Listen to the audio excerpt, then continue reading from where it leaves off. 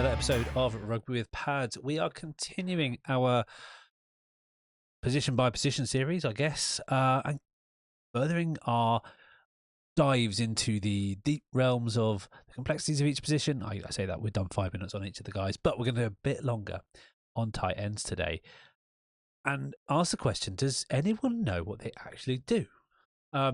For me, it's well storied. My position on tight ends in fantasy football, I find it really difficult. Tight ends keep me up at night, and not just because I'm jealous of how minuscule they make me, a 6'1", relatively burly man, look like, but because they confuse, perplex, and frustrate me more than any other aspect of my life. And as a father of 2, that probably gives you some context about how confused I am. Tight ends have the most difficult job in football. Not going to take that away from them. They have to be as big as linemen, go up against athletic monsters like Myles Garrett on a down-to-down basis, context switch from run to pass protection, and when catching in the short, taking the biggest hits from the middle linebackers and strong safeties. The best of them look like warriors, fighting wounded, which most of them are. They're not your diva receivers. These guys are hardened, grizzled guys who you wouldn't want to start a fight with. Except Kyle Pitts. He's basically a wide receiver and not a very good one. But how does this translate to fantasy?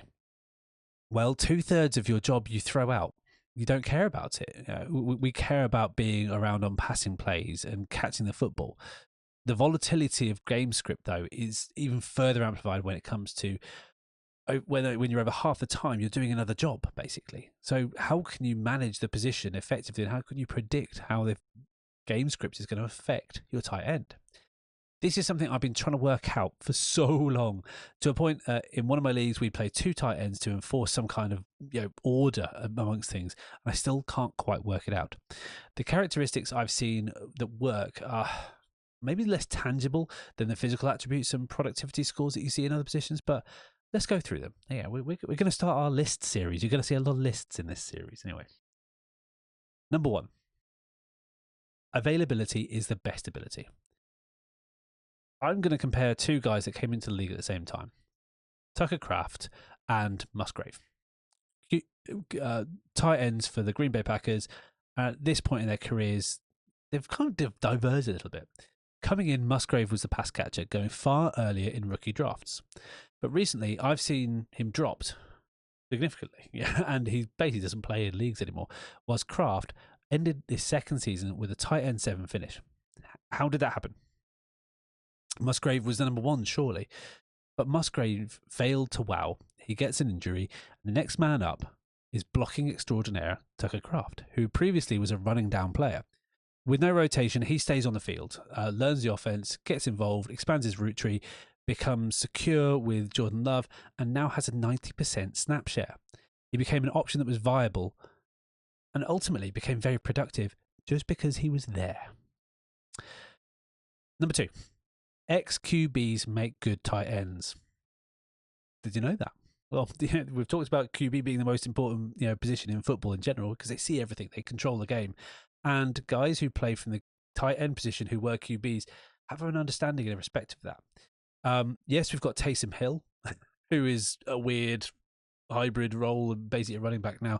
But Kelsey and previously Logan Thomas were great tight ends who could see the game differently from a receiver, understand what the receiving position, understand what the QB needs, and earn those targets through trust.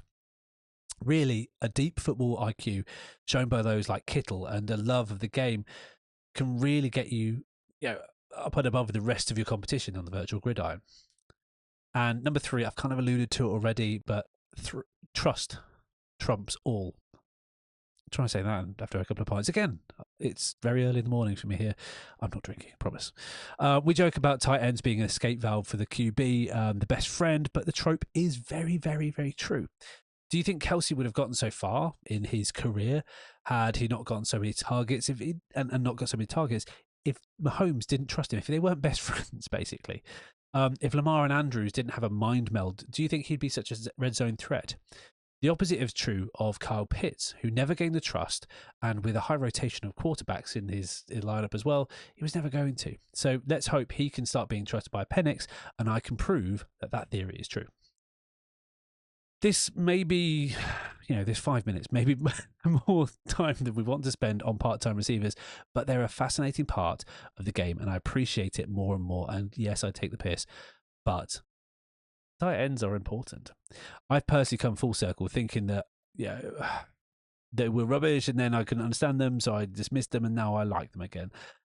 Something that I may well do on kickers, but I probably won't. Anyway, that is your thoughts on tight ends today. Thank you so much for listening. If you've enjoyed this kind of series, and where we're doing 5-minute short, sharp episodes, I've really enjoyed doing it, but let me know. Let me know in the comments, all that kind of stuff. If you want to support the pod, at Rugby with Pads on all the socials, follow, like, subscribe, all that fun stuff. You can support the pod for as little as £1. Get yourself some merch, rugbywithpads.com. Become a supporter, get yourself on the name card at the end on YouTube. You know you want to. Thank you so much for listening to me ramble on once again, and I will see you all on the virtual gridiron.